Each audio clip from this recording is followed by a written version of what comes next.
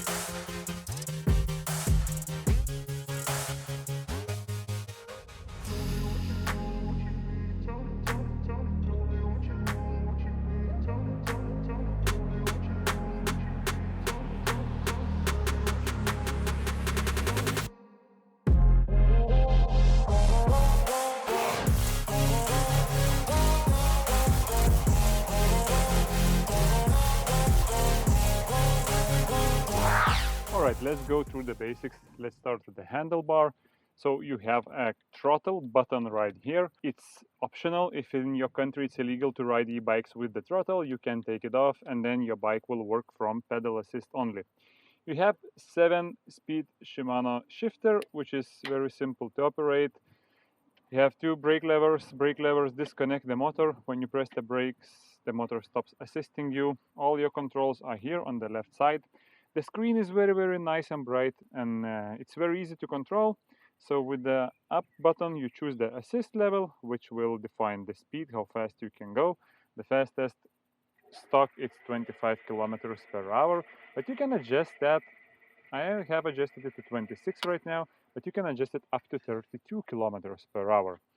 If you want to see your range, the amount of kilometers you have ridden, your average kilometers per hour, maximum speed, the time of ride, kilocalories. I don't know about kilocalories, what that actually shows, or the power that your motor is providing right now. You can do that by pressing the on-off button shortly. If you hold the on button, you will turn this off. If you want to turn on the lights, you press and hold the plus button, and you press and hold again to turn them off.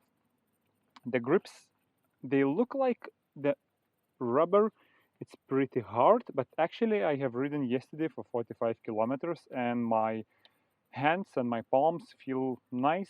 They don't vibrate. I think these are good grips. All these cables you can put a bit in order with these little round straps. Now if you go down, you have an adjustable stem, so you can adjust it to the height that you prefer, which is always nice. There is a front suspension which is adjustable as well, so you can control the rebound and you can actually lock it out. If you don't like the suspension, you lock it out. If you need a suspension, you can turn it back on again. There is the headlight, the fender or the mudguard. I haven't tested it in the water yet. I don't know how that works. Front fork is simple, but yet it works when you go through the rough terrain. It does the job.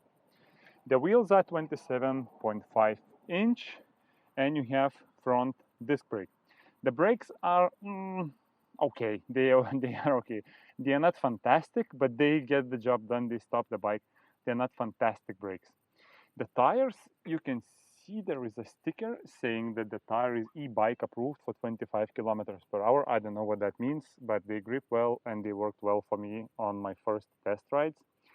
Now, the battery is mounted here. I forgot the key at home now. I'm not at home. If you put your key in here, in this little lock, you can unlock and take the battery easily out. You can take it with you, bring it home, charge it, because the charge port is right here at the top of the battery. Then you come back and install the battery. You can ride again. You can have a replacement battery if you need to, if you plan a longer range trip. The pedals look like plastic, they're actually metal. By the way, all the frame is aluminum, so the bike is pretty light. It's 26 kilograms. I think that's a great weight for a bike like this. Seat is now, saddle is at the maximum height. The saddle is foamy, it's soft, squishy, and it's pretty wide. If you don't like these types of saddles like it might be too soft for you if you are for more of a sporty one. If you like nice and soft saddles, it works pretty well. It's really nice and squishy.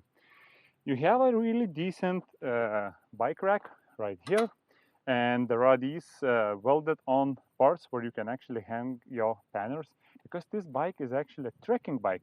It's meant for longer trips. Down here you have a rear disc brake again, same story like with the front one.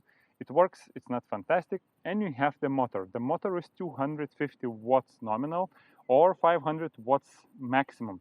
When you ride the bike, it constantly tries to provide all 500 watts of power until you reach the set speed. There is also a rear light, and that's also controlled with the same button next to the dashboard. The battery is 12.6 amp hours if I'm not mistaken, and 36 volts. It's a decent size battery. I did 50 kilometers. I still had like 1/3 of the battery left, going all the time 25 kilometers per hour. I will do more tests and rides, and I will let you know. This is only my first impressions video. On the other side of the bike, you have Shimano Tourney shifter, which has a protection here, which is really nice feature. When you bump into things or fall on your bike, or your bike falls down, it protects the shifter from being bent. And you have 7 external gears right here. I don't really use the gears that much, because when you have the electric support, you don't really need them. So probably I would only use them if I run out of battery and I need to come back home. And there is a single gear at the front. I guess that's more or less it. As you can see, I set the saddle maximum to the back as possible, because I am 1.91 m, so quite tall person.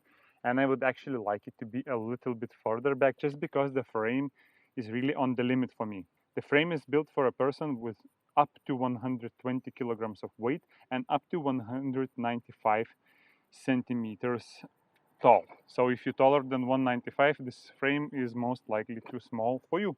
The dimensions: gross weight 30.5 kilograms, net weight 26 kilograms, unfolded size 179 by 68 by 112 centimeters, handlebar width 66. You can find all these details in the Geek Buying or the Eleglide website. Tell me what's wrong and why you never said you felt that way. Guess you're trying to stay strong and fake a smile until I look away. But I've known you too long, it hurts to watch your blue eyes fade to gray as you fade away.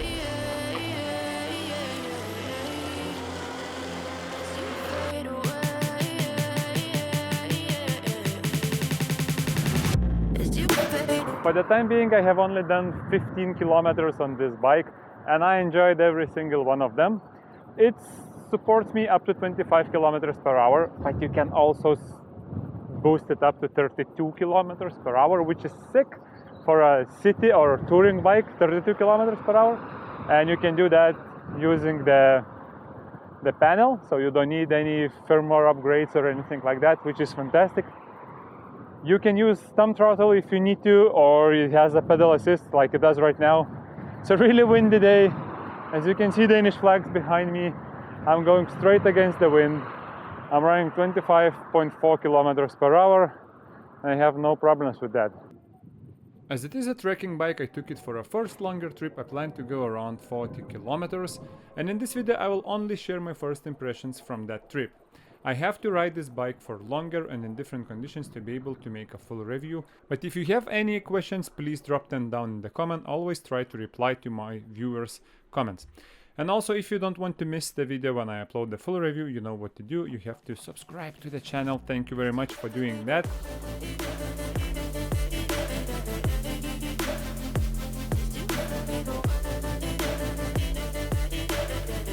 Very nice that there is some front suspension which is absorbing bigger bumps. It's not working on the small ones, but it's fine. I can go 26 kilometers per hour, no hands, on a slightly loose gravel road. I think the bike is very well balanced. It has decent control. If you hold one handlebar, you are completely steady.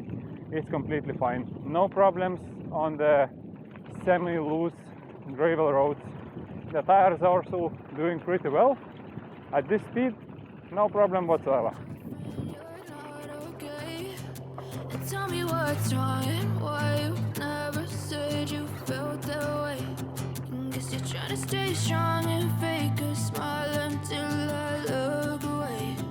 But I've known you too long, it hurts to watch your blue eyes fade to gray as you fade away. I hope you can hear that even on a little gravel road, the bike is very quiet. I appreciate that a lot. I hate rattles on my cars, on my bikes, on my scooters. I'm allergic to them.